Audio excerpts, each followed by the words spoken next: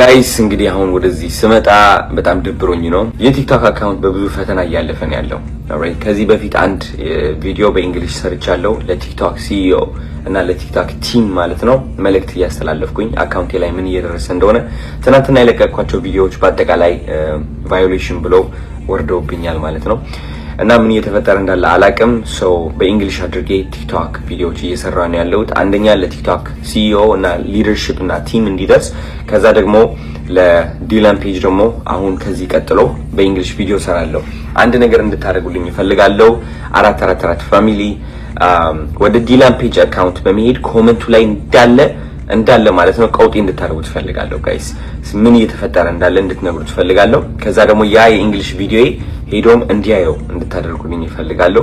ከዛ በራሱ አካውንት ቪዲዮ እንዲሰራ ማለት ነው በእንግሊሽ ቪዲዮ እንዲሰራ ማስተማር ካለበት እኔን እያስተማረ ወይም ደግሞ ለቲክቶክ ደግሞ በደንብ ለብዙ ሰዎች እያጋራ ምን እያጋጠመኝ እንደሆነ እንዲታወቅ ማለት ነውና ጋይስ ዲላን ፔጅ አካውንት ላይ በመሄድ ኮሜንት ላይ ጻፉለት። እስኪ ቀውጤ እናድርገው፣ ሌላ ኮሜንት እንዳያይ እናድርገው፣ ቀውጤ እናድርገው። ሁሉም ቪዲዮዎቹ ላይ እየገባን ኮሜንት እናድርግ። ፕሊዝ ቢ ቮይስ ፎር ብላችሁ የኔ አካውንት ታግ አድርጉለት። አዶናይ ማዳ 444 የሚለው ማለት ነው።